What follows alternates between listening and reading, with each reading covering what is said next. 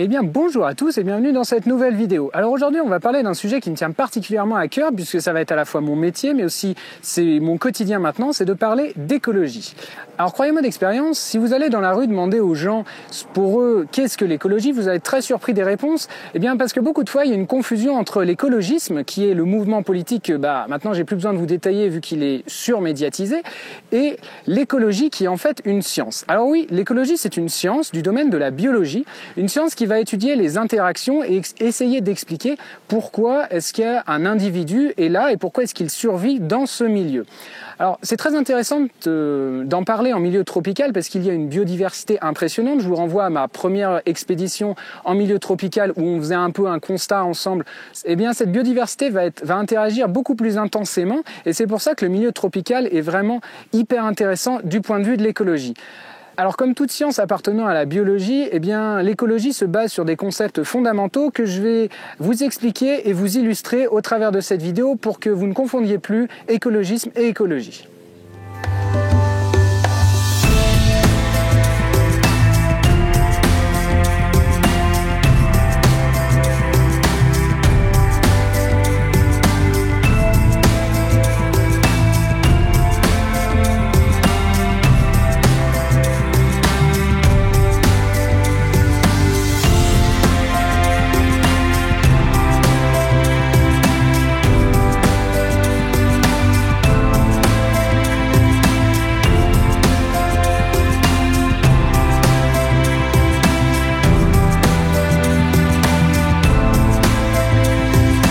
Alors le premier concept fondamental en écologie que je voulais vous détailler, c'est le principe de la niche écologique. Alors la niche écologique, il faut voir ça un peu comme une place, que ce soit spatiale, temporelle ou de ressources. Ça va être, à l'instar de la niche pour le chien, vraiment le lieu de vie ou l'ensemble du lieu de vie d'une espèce. Alors oui, dans une niche écologique, on va retrouver qu'une seule espèce. Vous ne pouvez pas mettre plusieurs chiens dans une même niche si la niche est trop petite, puisque sinon il va y avoir de la compétition. Alors c'est le principe en fait aussi d'exclusion de Gauss, c'est le principe d'exclusion de niche, à savoir que lorsque plusieurs espèces vont vivre dans la même niche écologique, une va forcément prendre le pas sur l'autre. C'est un concept fondamental en écologie et qui est notamment très appliqué ici à La Réunion. Par exemple, quand on parle des invasions exotiques, comme par exemple avec le goyavier, donc c'est un arbre qu'on peut voir ici juste derrière moi. C'est un arbre qui est importé, le goyavier. Alors toute la culture de la goyave est vraiment un plus économique pour l'île, mais il faut savoir que c'est une espèce invasive puisqu'elle va être plus compétitive que les espèces endémiques de la Réunion et donc elle va prendre le pas et prendre au fur et à mesure des niches écologiques en faisant disparaître des arbres qui sont donc spéciaux ici à la Réunion, des arbres qui sont endémiques. Un autre exemple qu'on peut prendre aussi d'invasion, donc là ça va être plutôt du côté animal, c'est avec le merle maurice qui prend petit à petit le pas sur le merle pays. Le merle pays qui est un merle endémique du coup de la Réunion et pour la même raison en fait, à savoir que les espèces endémiques sont souvent moins compétitives, eh bien on va y avoir cette exclusion de niche.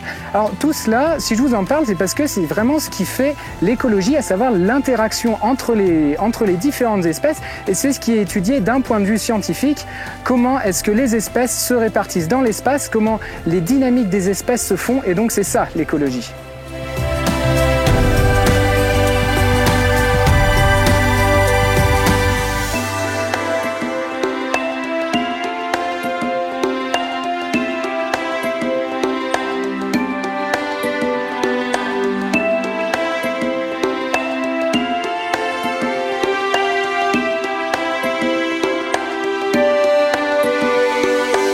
Le deuxième concept dont je vais vous parler maintenant, c'est le concept d'interaction entre les espèces. Donc que ce soit interaction interspécifique, donc réellement entre espèces, ou alors d'interaction intraspécifique entre les individus d'une même espèce. Alors il faut savoir qu'il n'y a pas 15 000 manières pour des individus d'interagir entre eux et on va avoir trois composantes qui vont en résulter en termes de survie et de reproduction pour un organisme. Soit l'interaction va être bénéfique, soit l'interaction va être neutre, soit l'interaction va être négative. Et en fonction des résultats pour chacun des individus, on va classer ces différentes interactions. Alors on peut prendre comme exemple la prédation où dans cette interaction, le prédateur va avoir un impact positif et la proie un impact négatif. On peut prendre aussi par exemple la compétition, je vous en parlais tout à l'heure, où là les deux composantes vont être négatives pour chacun des deux individus, ça va être négatif puisque ça va restreindre l'utilisation des ressources. Pour prendre un autre exemple d'interaction, on a par exemple l'amensalisme qui est relativement assez peu connu puisque ça va être négatif pour l'un des individus et neutre pour l'autre. C'est ce qu'on appelle l'amensalisme. Alors ces différentes interactions vont se combiner naturellement dans un écosystème et créer tout ce qu'on appelle un réseau trophique, alors qui n'est rien d'autre que ce qu'on appelle vulgairement une chaîne alimentaire.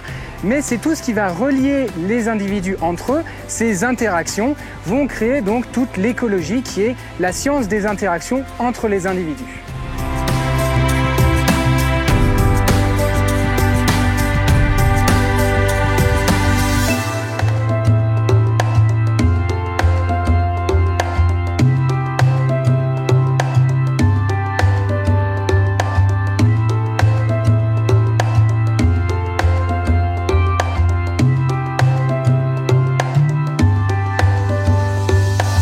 Alors depuis le début de la vidéo, vous m'entendez parler d'organismes. Parce que oui, pour nous scientifiques écologues, c'est vraiment la base de nos études, puisque que ce soit un animal ou un végétal, on va se poser à chaque fois les mêmes questions, à savoir des questions qui relèvent de l'énergie. Parce que oui, l'énergie dans l'univers n'est absolument pas illimitée, mais est très restreint. Et un organisme a en fait trois fonctions principales, à savoir la survie, la croissance et la reproduction.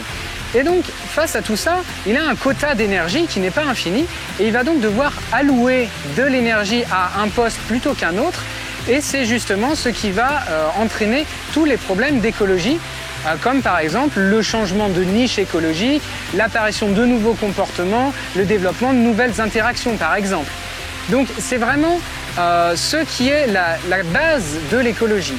Tout de suite, il ne faut vraiment pas tomber dans le finalisme, à savoir de dire qu'un individu veut quelque chose.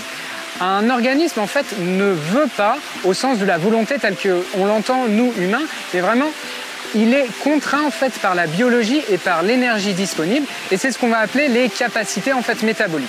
Alors, je vous assomme un peu là avec des mots compliqués, mais pour faire très simple, je vais prendre un exemple. Prenez par exemple le papillon. Et le papillon, à l'origine, c'est un œuf qui est pondu par des adultes reproducteurs dans un cycle biologique. C'est un œuf qui est déposé sur une plante. De cet œuf va sortir une petite chenille qui va développer différentes interactions avec la plante, à savoir, la chenille va prédater, entre guillemets, la plante, va manger la plante. La plante peut, elle, se défendre en mettant au point des stratégies biochimiques pour se défendre. Mais donc voilà, là déjà on a une interaction, on est déjà dans l'écologie du développement du papillon. Et le papillon, dans ces cas-là, va plutôt allouer son énergie à la croissance et de la survie.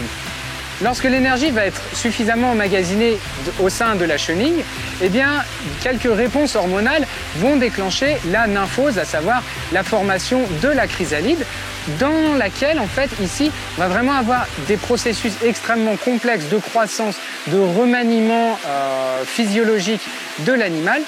Et de cette chrysalide va sortir un papillon, un adulte reproducteur qui, là, va donc allouer principalement son énergie à la reproduction. Et en plus, on peut noter qu'il n'est pas du tout dans la même niche écologique que la chenille. La chenille va être principalement dans les fourrés, là où on va trouver sa plante haute, alors que le papillon va lui pouvoir voler et se disperser, va même pouvoir faire des migrations, à l'image du papillon monarque aux États-Unis, qui traverse de longues distances pour migrer. Il va entièrement changer de niche écologique et c'est donc pour des raisons principalement de ressources et d'accès à l'énergie. Alors c'était un exemple pour vous illustrer quels sont nos problèmes en tant que scientifiques écologues, quelles sont nos questions d'études dans l'écologie. On va du moins chercher à comprendre pourquoi est-ce qu'un organisme est là et comment il va interagir avec son environnement, comment ça se fait qu'on le voit tel quel à tel endroit. Donc c'est vraiment ça qui nous importe lorsqu'on fait de l'écologie.